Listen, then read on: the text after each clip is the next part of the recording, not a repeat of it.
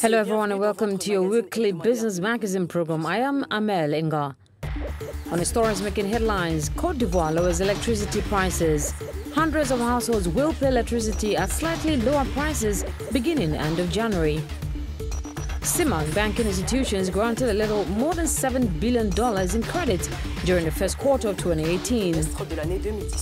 And then tourism activity continues to increase in Tunisia. The country recorded more than 45% increase in revenue from this sector last year. This is one of the promises made by the president of Côte d'Ivoire in his end-of-year speech on priority measures for 2019. In addition to health, education and access to finance, Alassane Ouattara promised a 20% reduction in the cost per kilowatt-hour of electricity for consumers, a strengthened social project worth more than $1.2 billion over the next 2 years. Natalie Wakam and Eric Oting have the details. Ivory Coast aims to have 100% of its population connected to electricity by 2025, compared to around 80% at present. But in the meantime, Ivorians would pay for electricity at lower rates. Well, it's the same thing, but we can't control how people calculate electricity because sometimes you end up with an exorbitant amount and sometimes it drops. So we don't know how to calculate our electricity consumption. The situation may change following an announcement by President Ouattara regarding a 20% reduction in the moderate tariff of 5 amperes of electricity subscription for January. The measure is a step in the right direction as it impacts on the socio-economic life of the population. It is a good thing. My wish is that it doesn't stop with the 5 amp meters. After the moderate rates, we will ask the president to also consider those who consume around 10 amps of electricity. This will become possible when we join hands to fight against those who use electricity but don't pay for it. Part of the Electricity for All program, over 400,000 households have been connected to the national grid from October 2014 to September 2018.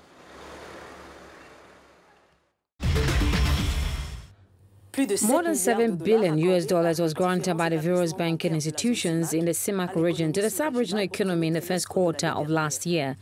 Banks lended mainly in the short term and preferred larger companies over SMEs. Cameroon ranks first with nearly $6 billion in credits granted over the same period. Serge Kofi and Ronald Kato have the details. In the first half of 2018, banks in the Economic and Monetary Community of Central Africa, CEMAC, provided over $7 billion in loans to the sub-region, according to information from the Bank of Central African States on the evolution of lending rates charged by banks in the bloc. Within the community, there are wide disparities from one state to the other. Thus, Cameroon ranks first in the sub-region in terms of credit allocation. The region's other member states are Gabon, Chad, Republic of Congo, Equatorial Guinea, and the Central African Republic. Cameroonian banks lent out around $6 billion. This figure is 8.37% higher than in the first half of 2017. Large companies are the main beneficiaries of the loans allocated, accounting for 73.62%. Small and medium-sized enterprises stood at 14.54%. As for individuals, they received slightly more than 4.5% of the loans. Loans to public entities stood at just over 7%. According to analysts, the most needy, SMEs and individuals, rather seem to be left behind in the allocation of bank loans in the CEMAC zone. At the same time, Cameroon's debt is expected to fall to 33.6% of GDP by 2023. We're talking more about this with Jean-Marie BIADA, a UNIDO-certified expert. Good to have you on the program, sir. Reports show that banks have allocated more than $7 billion in the community over the first 6 months of last year. How would you analyze this? When we look at the banking sector in Central Africa, there are around 50 banks in operation. It is important to remember very quickly that these banks have a sufficiently high total balance sheet. So, in a very simple assumption, the 4,500 billion CFA franc was the same performance achieved in the second half of 2018. So it means that it is about 9 billion CFA franc which have been distributed as a supply of credit to the economy. As a reminder, in 2016, the deposits collected were valued at around 9,897 billion CFA franc.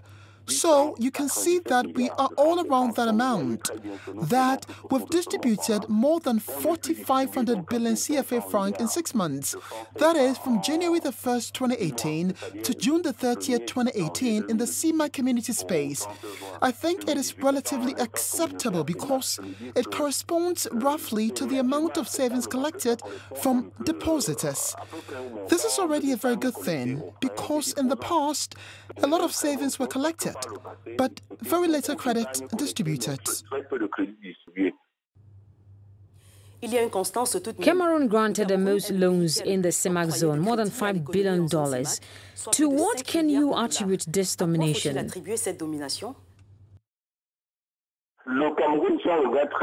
If we look very closely at the population statistics of Cameroon in 2016 for CEMAC zone, it's about 50,840,000 inhabitants, with 23 million based in Cameroon. Therefore, more than 46% of the population in the CEMAC zone are based in Cameroon. If we also look at the wealth created during this 2016 fiscal year, we're around $76 billion. When you count even the big companies in the CEMAC area, the biggest ones are in Cameroon and elsewhere. Some also have their agencies. Without advertising, you take a bank like CBC.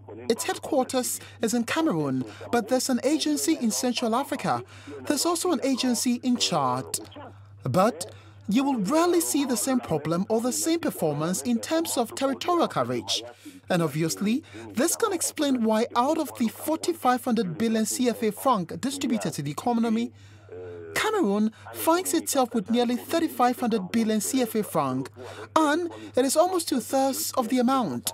In my opinion, this is the explanation that must be attributed to Cameroon, which remains the driving force of the CEMAC zone, from practically UDIAC to CEMAC, which we have today and perhaps even tomorrow, when we have to merge the two economic zones, in particular CEMAC and CEAC.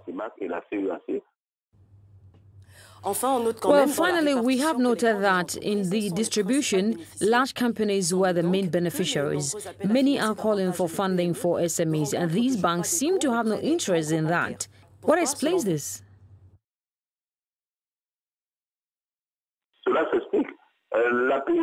This is because the SME is a great risk in the eyes of banks. Unfortunately, SMEs suffer in the system. We consider that the SME is a fairly risky customer for objective reasons. Also because in how many SMEs will you see an audit service, an internal control service, an accounting service? You will not see this in many SMEs.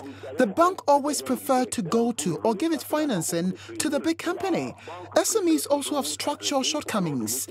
That is, in terms of human resources. So from my point of view, SMEs only benefited from a small portion of the 4,500 billion CFA franc distributed by the banking sector during the first half of 2018 because of this very situation.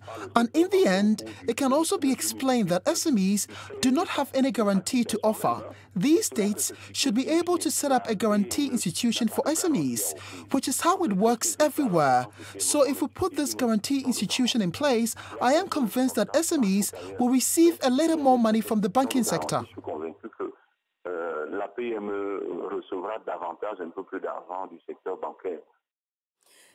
Thank you, sir. That was Jean-Marie BIADA, UNIDO-certified expert, online with us from Douala, Cameroon. Thank you. Momentarily, we'll take you to Tunisia, experience an increase in income from the tourism sector. Right after the break. Stay with us.